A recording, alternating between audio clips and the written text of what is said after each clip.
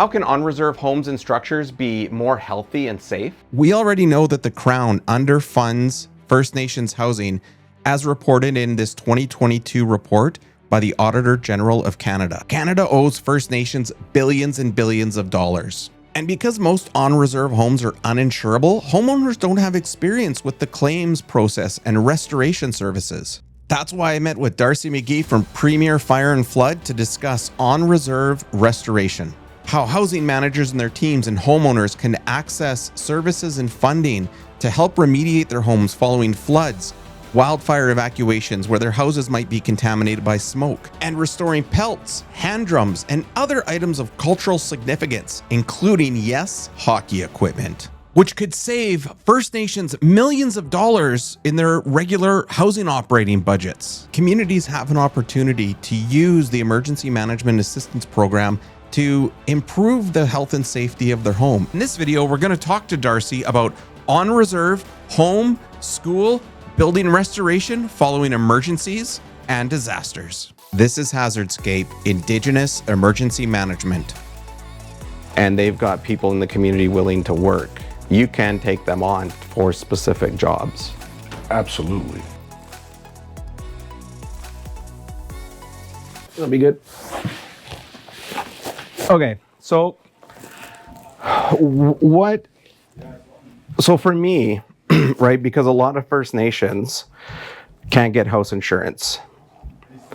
The homeowners and the housing managers may not be used to making insurance claims like somebody in Calgary or Edmonton or Toronto would.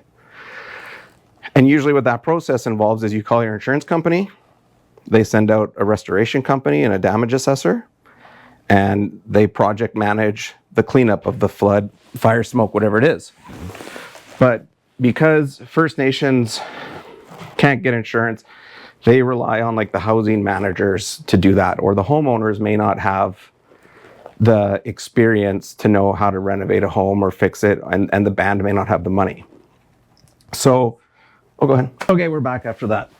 So I think it's helpful for nations to get a sense of like the restoration process and what happens in non-Indigenous communities and what those homeowners have access to insurance, because they can get the same access through the Indigenous Services Canada Emergency Management Assistance Program, right? So what's important about, from your experience working with First Nations, like what's important about the restoration process that you'd like them to know about if they've not had experience with it, I think? Well, first thing is if they're going to use a restoration firm, they need to be ICRC certified. So that's like a Canadian certification? Okay. Yeah, it's the body that we all, like they set the rules and the parameters for mold, fires, floods, and stuff like that. Okay. So you're going to want to make sure that that's done. And then somebody that's just conducive to your situation. Yeah. But you have all the normal rights that a normal homeowner has. Yeah. And you certainly have the right to a clean, safe environment. Yeah. Yeah. Yeah, because it's like EMAP through ISK is, I don't want to call it an insurance program, but it sort of is for major emergencies and disasters. So meaning anything that is significant enough that it would affect, more than just one home, and is maybe considered something where, the normal resources of that community can't manage what has to be done. And, during the restoration process, if you go to a house for, say, like a flood, and you find mold in the basement, and you're doing restoration for that flood, the mold has to be abated. 100%. Yeah, even if that mold is not from that flood. Absolutely. Under EMAP, it's got to be. Yeah, and same with wildfire smoke. Even if a community didn't have the wildfire come into the community, even if the fire didn't touch the house, if a window was left open during evacuation, right, and that house got infiltrated with smoke, EMAP will pay to restore that home fully and all of the contents in it. That's what you guys do. Yes. Yeah. And that includes cleaning soft goods like bed sheets, towels, quilts, blankets, carpets, replacing items that can't be cleaned or refurbished. And I think it even includes, like we were looking at that equipment there, looking for other moisture problems around the house, right, to deal with anything that might still be unseen. Right? Yeah. Yeah. That's kind of where you're at. 100%. Yeah. Okay, so this is a freezer.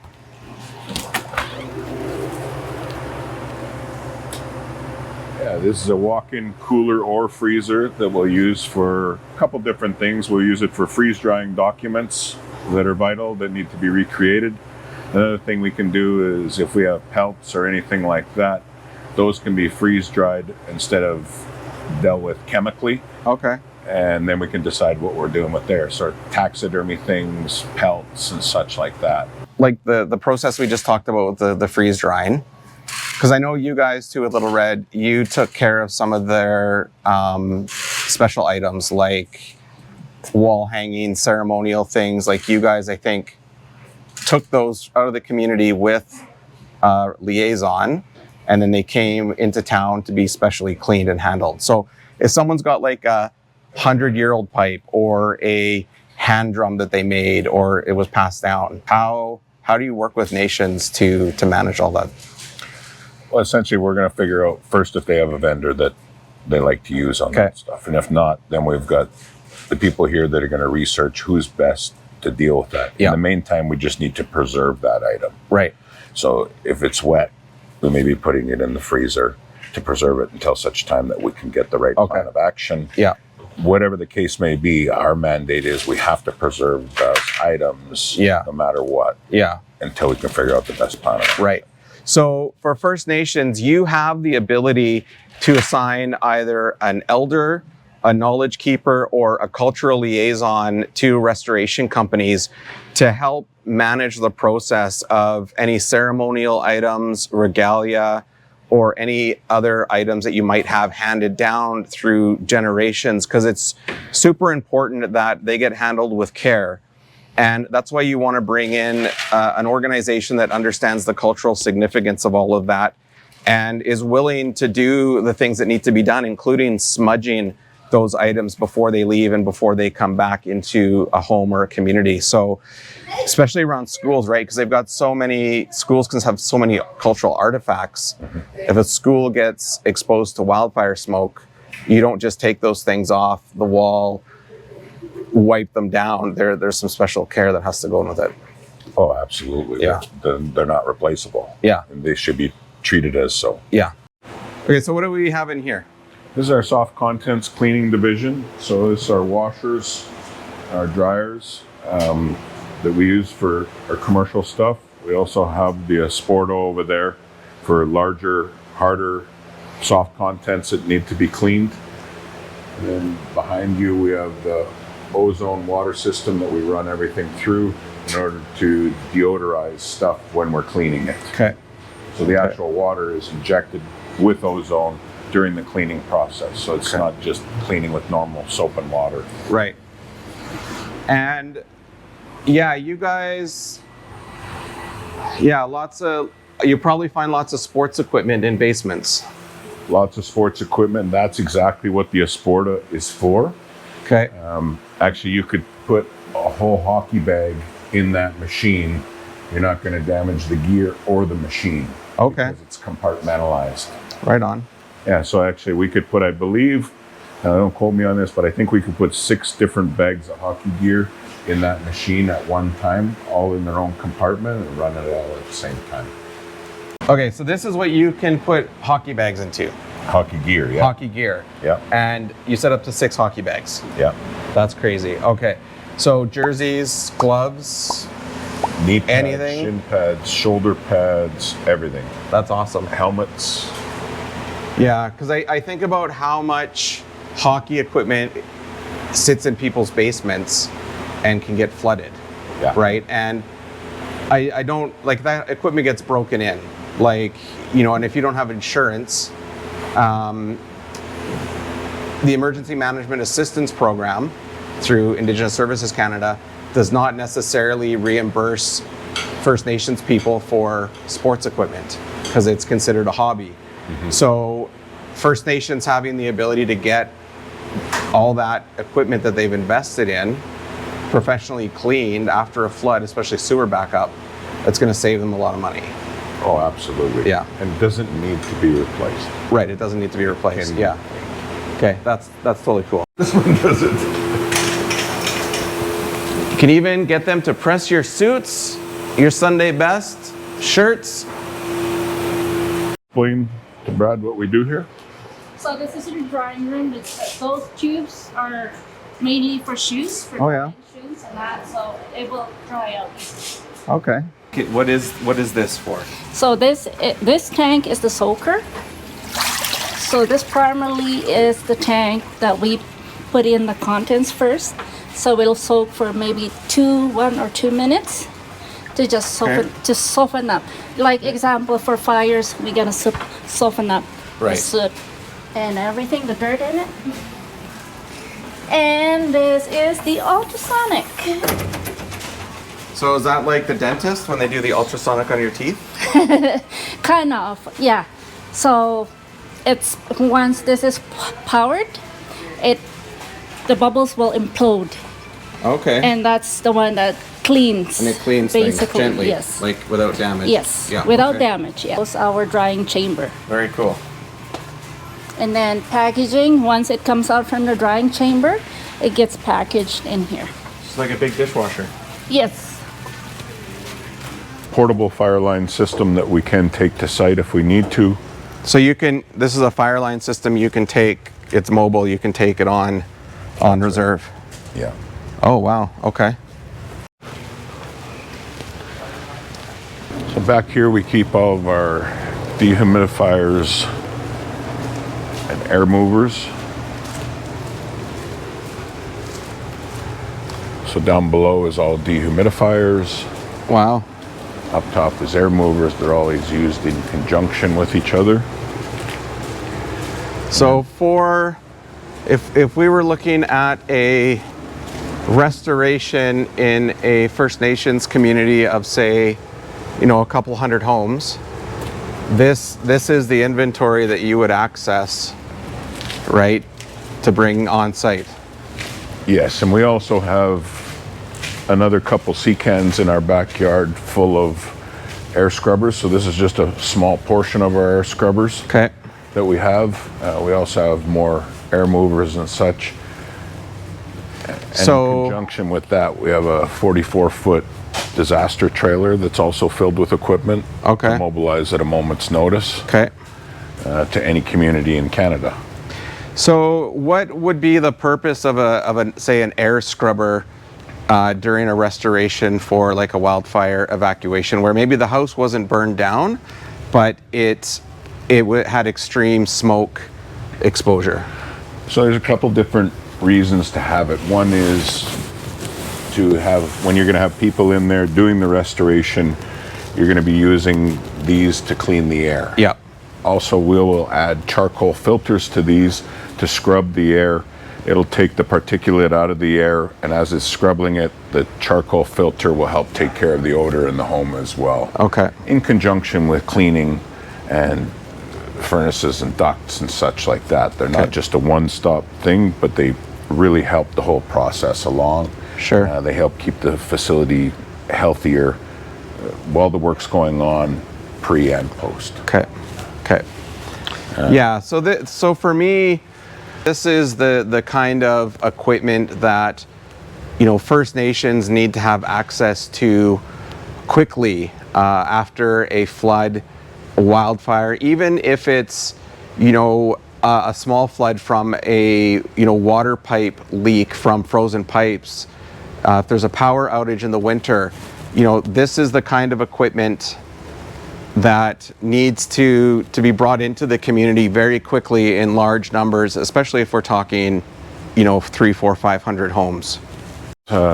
Storage pods for customers' contents.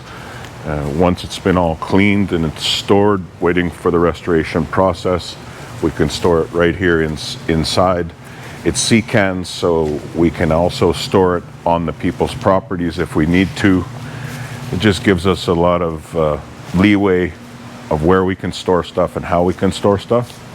Is having, storage like this available to a homeowner that has items that they want to keep as part of their claim in their person, they can come here, get one of these. They can be on site at the house. You're not having to go and rent a storage facility in another community that could be hours away. You've got some capability to keep your own items on person. So I love that, because so many people were renting storage units in a high level for Little Red. Just driving back and forth to those storage units every couple of days was a lot.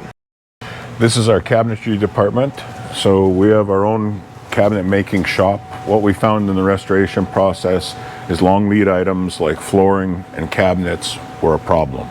Well, flooring you can't really get around because that's a manufacturer's thing. But we thought if we could manufacture our own cabinets in-house, we could speed up the process a lot. So this is a CNC machine here. Cuts out everything that we need. Nick just punches it into the computer over there, the parts and pieces that he needs in order to build the boxes. We don't build doors here. It's not economical, and there's so many different doors. So we'll purchase doors and they're readily available. So that makes that process easy.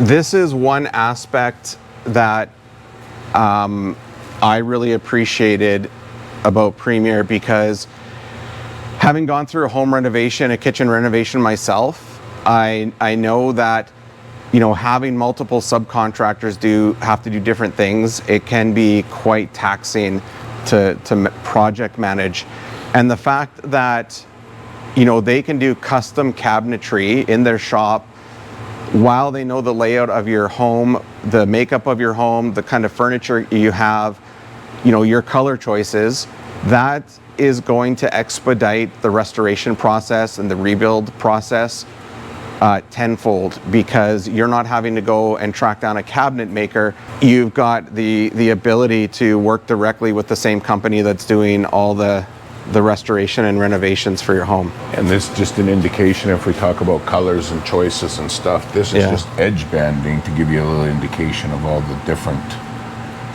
options there are. Yeah. With you. Okay, this one is a moisture meter. That's moisture meter. Moisture meter. It's got 3 different settings: one for wood, one for drywall, and one for brick. So you just run it along the wall, and it will find moisture in. That's right. In a house. Okay. Yeah, you're gonna run that down the wall and find how high it's wicked up. Okay. You're gonna verify it with an infrared camera. There's water on your table. Yeah. You're gonna verify it with your infrared camera. Okay, so that is a legit FLIR. Yeah. They even house these on drones and police helicopters. Yeah. Yeah. Okay. So that'll give you an infrared sign. And then just a laser measure for accuracy. I thought it was a stud finder. You notice it didn't beep? Yeah. Oh, laser. Okay, yeah. And then what's this one? Oh, this is That's the camera for the docu-sketch. Yeah, so we just set it up. Yeah, explain this, because this is super cool. Essentially what we do is we set it up on the tripod. We go through each and every room. Yep. It does a 360 view, so we'll take a couple shots in each room. Yep. It'll map out the whole location, either the home or the facility. And so then we have a digital rendering of exactly what it looked like when we walked in the door. We'll do a couple of those throughout the loft to show progress and finished product. The other thing it can do is we can order a sketch. So I can go through a whole school with this thing. I upload it and I order the sketch, and within a day I'll have a sketched floor plan with measurements on there. Yeah, these are awesome because one, when you go into a home, it helps with trust, because people can access these pictures, right? Like a homeowner can see what their house looked like before you went in, or when you went in, and then after. So if there's any questions about, you guys didn't do this or you caused new damage, you'll have a photo evidence of it. And then the fact that you can take all this information, even the layout and the measurements of a home, and pass that on to housing managers so they have detailed blueprints of a house, that kind of, I think, helps them be in a position where if something happens to that house again in the future, they can pull those records. They know the room, the measurements, and they can start to plan a lot more quickly. Yeah, it sure makes scoping a whole lot easier of the loss. Yeah. Like right to the details of, we set the height of the room when we set it up. Yep. We set all the parameters up, and then the camera does everything for us after that. If somebody says, hey, I had this leather jacket, and you're like, yeah, absolutely, we can see that leather jacket here. Right. It's in our photos. We're gonna find that thing. Awesome. Where is it? Awesome. Cool. Tell me a little bit about this trailer. So this is our disaster recovery trailer that we have sitting waiting all the time. And that's where you've got all the humidifiers, fans. Yeah, so we don't keep dehues in here in the winter just because they'll freeze, but we've got air scrubbers, air movers, ladders, anything that we would need to go to a site. And I mean, pretty much the guys can take stuff out, put new stuff in, depending on what kind of claim we're going to. Okay. But it's just, we took this to Jasper after the wildfires. Works out really good. You got a home base and an office. So for you, and I know you kind of mentioned this earlier, but what is it about the restoration process that is rewarding for you? Well, for me, we're not building something new. We're taking something that's been broken. We're taking somebody's home, somebody's facility, somebody's business, and we're fixing it. We're making it whole again. Right. That's very satisfying. You're helping people along the way of building revenue for your business. And I mean, I'm in business to make money, but I'm also in business to fill my heart. Yeah. And yeah. This does it. Well, you can't have what you have in terms of staff and equipment and space without revenue. That's right. Right. And for now, that's just how the world works, right? But yeah, I found it really rewarding to know that, like, during some of the wildfire restoration, that, you know, there were homes that hadn't had their furnace cleaned for probably a decade or ever. Mm-hmm. And in the community, it's all roads, all gravel roads. There's a lot of dust. Like, we saw furnace cold air intake vents that, when you took the front cover off, had layers of dust and dirt. And, you know, I actually sent photos of that to the First Nations Inuit Health Branch medical director, right? And like, even though you show these things to them, their support is still really minimal, right? From a health side, which is disappointing. And so being able to go into a community and to be able to provide that service and that cleaning, even though it's not related to the wildfire, we can do that. It's amazing. Well, it's like what you guys did in Smith's Landing. You were able to test all the water cisterns and clean their tanks. Which had never been done. Yeah. And Indigenous Services Canada gave their blessing to pay for the water testing through their health division, because it was something they'd wanted done for a while. And so we were able to find that opportunity while you were there to give everyone in that community a sanitized and clean water cistern. Well, for us, that's peace of mind, because we're walking away knowing that we're giving a clean facility, a healthy facility, right, to live in. Now it's up to them to maintain it, but we've got a baseline that is really good. Yeah, yeah. So there's a lot in this process that I think, you know, housing inspectors, housing managers, on reserve housing teams, even emergency management coordinators, even chief and councils and band directors can get out of a little bit more of a holistic understanding about what restoration is and what capability and capacity an organization like you has in terms of mobilizing equipment up to their community, getting the equipment that they need on site, so a house isn't sitting in water or fire damage for longer than it has to. Yeah, which is vital for both. Yeah. soot from fires etches things. Yeah. It etches glass. It Okay. etches into things. Yeah. It's very damaging. Right. Not to mention the carcinogens in our lungs and all that jazz. Well, anytime you walk through that house before a restoration process, if there is soot and char in there, Yeah. you're making that all airborne. Yeah. That's not good. And as far as water goes, clean water right out of the tap within 24 hours is considered gray water. Yeah. In 72 hours is considered black water. Now Yeah. it's changed. There's categories of water now and not colors of water, but that's kind of Yeah. simplifying it a little bit for Yeah. people to understand. Yeah. And well, black water is no different than the stuff that's in your toilet after you've used it. Right. It's sewer water. Yeah. So it's vital, not just for the building, but for the health and safety of the occupants of that Yeah. building, that things are done properly. Yeah.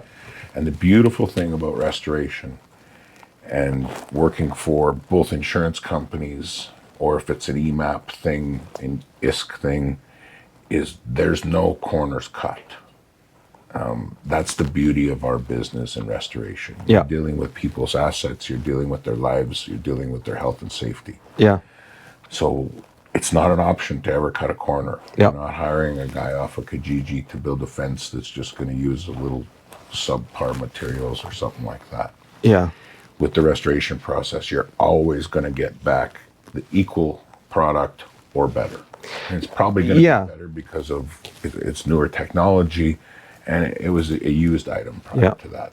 Quite And you will, if the opportunity is there, because I think you've said this in the past, but if a nation brings you in, especially on a large recovery, and they've got people in the community willing to work, you can take them on for specific jobs. Absolutely. And it's actually something that we bring up every nation that we work on. Yeah. Do they have people that are qualified to do this work? And or if it's an unqualified position, first right of refusal is to use the local people first. So a qualified position would be like testing water or abatement of something. Or maybe a carpenter. Carpenter. Or a plumber. Or So you need their something like tickets, that. yeah. Yeah, a ticketed item. Yeah. If they've got those people on nation, we've hired people before from the nations to do Okay. those things for the longevity of the project. And some of them we've even kept on, and they've stayed with the companies that because we're dealing with mechanical companies, electrical companies, flooring, stuff like that. Right. So there's lots of different options there to try and find a spot for people Sure. to help the cause. Okay. And I mean, and First Nations can get insurance, because I think you deal with a lot of schools that are insured and other nation buildings, right? That's right. And I think, though, the difference is those facilities are kind of managed by different departments, not housing. So like a school would be through education, or a nursing station, if it has insurance, would be through health. And maybe, in your experience, like the facilities people for the schools, they're used to insurance, I would imagine, and restoration. And maybe even if in a nation, if it's, the director of projects and infrastructure, they're probably working with insurance. But I think the housing managers, again, are kind of isolated from that process. But you can work with nations on their commercial insured assets too. Absolutely. Yeah, okay. Absolutely. Residential, commercial facilities. Okay, yeah, I didn't want to leave that out, because I don't want people to think that you're just homes and houses. You're commercial. You can do insured and non-insured, paid through insurance, or paid through EMAP, or paid by the band directly with like non-government funds or something like that. Yeah, essentially is if it's a building Yeah, with contents in it or Yeah. no contents in it, we can deal with it. Whether I'll deal with a garden shed, or we'll deal with large 20, 30, 40,000 square foot buildings. yeah. And I like that. For me, that's the message I want, right? Is I want on reserve homeowners and members, elders, families to know that following an evacuation, a flood, a wildfire, anything that can cause contamination or damage to a home, you don't have to return back to that home just for the sake of returning to it. You can return to a clean and safe home. You can be part of the process of that restoration, right? you should be part of it. a clean and safe home. Yeah, even if it's a nation-owned everybody's house. right. Right, even if it's a nation-owned house, the homeowner should be part of the process in that restoration.